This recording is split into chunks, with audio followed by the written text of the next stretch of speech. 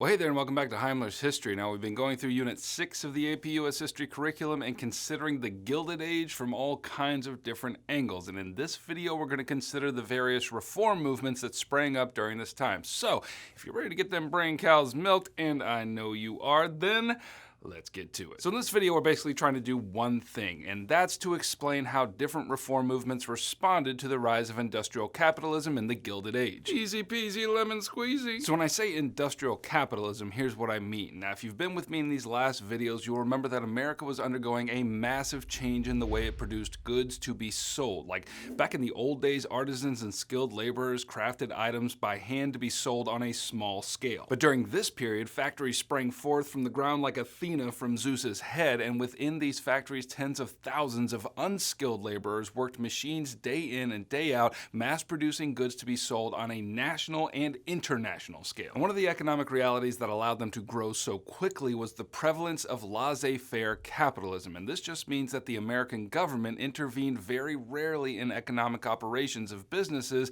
and so without many regulations, these businesses flourished. And when I say these businesses flourished, what I really mean is that most of the wealth they generated stayed in the hands of the elite upper class. For those working in the factories, it was a different story altogether. Like, their wages in many cases were only barely enough to survive, and add to that the exceedingly dangerous working conditions, and then add to that the 12 to 14 hour days that meant that you went to work in the dark and returned home in the dark, and then all of a sudden you've got a whole sector of society who are eking out a miserable existence. And so in light of all this, artists and critics, which included agrarians and utopians and socialists and advocates of the social gospel, they all rose up and demanded reform. And let me introduce you to some of their causes now. Henry George, who was a politician and an economist, thought it was downright foolish that so much wealth could be generated by a nation while at the same time so many of its citizens lived in abject poverty. His solution was called the single tax on land, and according to his estimates, those elite folks who owned large tracts of land were gaining disproportionate amounts of wealth based on the increasing value of that land, and therefore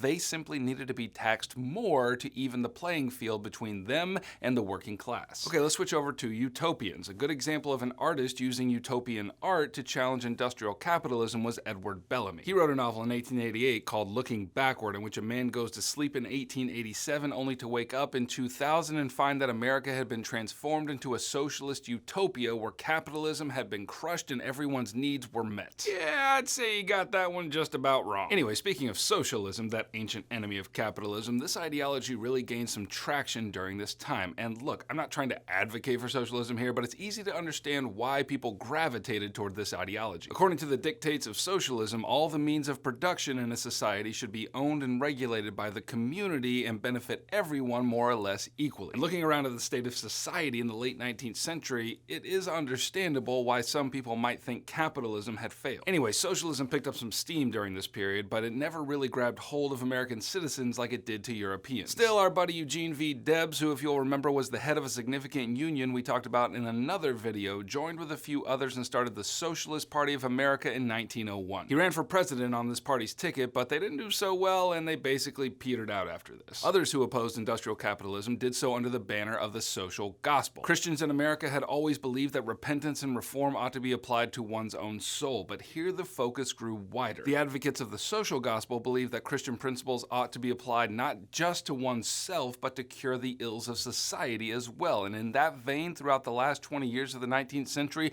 many Protestant preachers crusaded for social justice for the urban poor. And they especially set their sights on the middle class and urged them to take up the mantle of solving urban poverty as their Christian duty. So the point of all of this is that there were a lot of folks who tried different methods to resist the kind of society that industrial capitalism created. Now, during the same time, there was another reform movement brewing, but it had less to do with capitalism than everything I just said. Women especially took up the cause of reform during this period, and they did so for various causes. In the last video, I introduced you to Jane Addams, who established settlement houses to help immigrants assimilate to American culture, but also there was a big push for women's suffrage during this time, which is to say, women's right to vote. And in 1890, Elizabeth Cady Stanton and Susan B. Anthony founded the National American Woman Suffrage Association, or NASA, which worked tirelessly to secure the franchise for women. Now, I'll have to come back to that in the next unit because their work won't bear constitutional fruit until 1920. But during this period, women women also took up the cause of temperance, which is the fight against the consumption of alcohol. Now, make no mistake, drunkenness was a real problem among urban male factory workers during this period, and that was a large cause of the growing impoverishment of the working classes. And so to combat this, women formed the Women's Christian Temperance Union in 1874, and they crusaded for total abstinence from alcohol, and apparently it was a popular message because they had something like 500,000 members on their rolls by 1898. Now, this organization, along with others like the Anti-Saloon League, worked largely through peaceful means like protest and trying to lobby Congress to pass laws. But there was a more radical strand of women who refused to wait for the painfully slow gears of Congress to turn, and maybe the best example I can think of is Carrie Nation. She said of herself that she was a bulldog running along at the feet of Jesus, barking at what he doesn't like. And apparently Jesus didn't like alcohol, because what Carrie Nation was known for was her hatchet, which she carried into saloons and hacked at liquor barrels until they spilled their contents onto the floor. She was probably the only one who could get away with that. Like, all the men are sitting around at the bar going, I mean,